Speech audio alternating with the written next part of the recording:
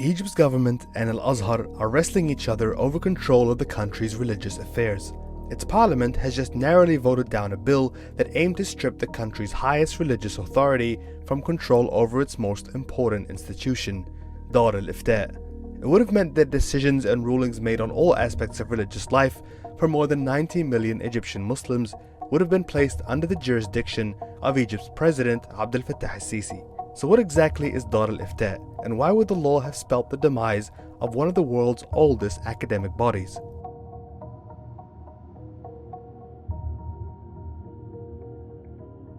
Dar al-Ifta issues religious edicts for Muslims in Egypt, as well as across the Islamic world.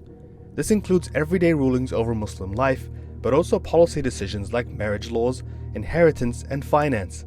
It also has the power to ratify or reject death sentences passed in Egypt's courts. It's always been under the control of al-Azhar University, an academic and religious institution regarded as the highest seat of learning in the Sunni Islamic world. However, under the bill, Dar al-Ifta would have become a separate body to al-Azhar and fall under the government's remit of power. It would have its own budget, be exempt from taxes, and for the first time in Egypt's history, its top jurist, the Grand Mufti, would be appointed by the president himself. Al-Azhar strongly rejected the bill, calling it an attack on its autonomy. Many of its figures said the move undercut any significance of al-Azhar as a religious body, while also politicizing the role of religion in the country, by putting the power of religious rulings in the hands of the government.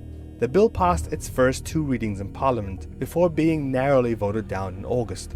It's the latest point of tension in what is becoming a difficult relationship between al-Azhar and the Egyptian state, since Abdel Fattah al-Sisi assumed control of Egypt through a military coup in 2013. The current Grand Imam of al-Azhar, Ahmad al-Tayyib, initially supported the army's takeover, standing alongside then Defense Minister Sisi during his infamous televised address when he announced the removal of Egypt's elected president Mohammed Morsi. But when armed forces attacked and killed more than 1,000 pro-Morsi protesters in Rabah Square, al-Tayyib distanced himself from the military and publicly condemned the massacre. يعلن الأزهر للمصريين جميعا أنه لم يكن يعلم بإجراءات فض الاعتصام إلا من طريق وسائل الإعلام صباح اليوم، ويعلن الأزهر أسفه وحزنه لعدد من الضحايا صباح اليوم. أعلن للكافة في هذا الجو أنني قد أجد نفسي مضطرا لأن أعتكف في بيتي حتى يتحمل الجميع مسؤوليته تجاه وقف نزيف الدم. When Sisi became president of Egypt, he was accused of purging government institutions of senior generals, judges, and public prosecutors not loyal to him and his allies. Al-Tayyib, as the Grand Imam of al-Azhar, was safe. His role was protected by Egypt's constitution. He was also on good terms with the UAE, Sisi's regional ally, and seen as an important counterweight to the influence of Salafi movements both within Egypt and across the Muslim world. But Sisi wasn't content with this. He challenged al-Tayyib openly, blaming him for failing to reform aspects of orthodox Islamic jurisprudence and al-Azhar for directly influencing the ideologies of extremist groups in the region.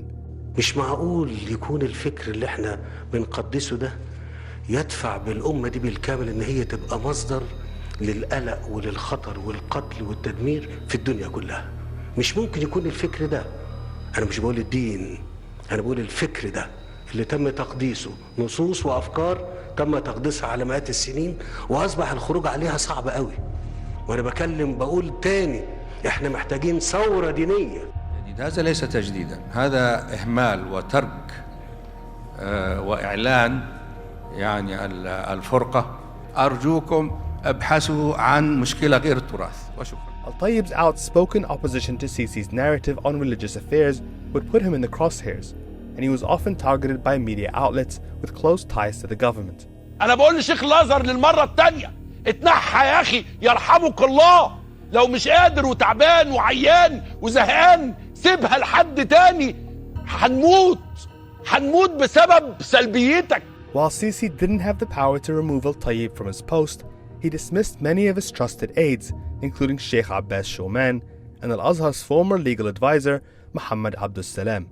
In 2018, several MPs drafted a law to curb al-Tayyib's authority as the head of al-Azhar.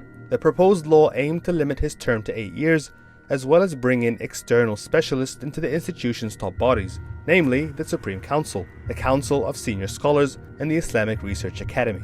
مش هينفع ده يعود مرة تانية.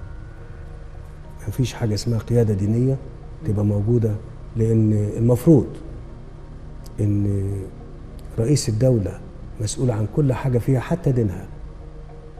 حتى دينها. أنا مسؤول عن القيم والمبادئ والأخلاق والدين.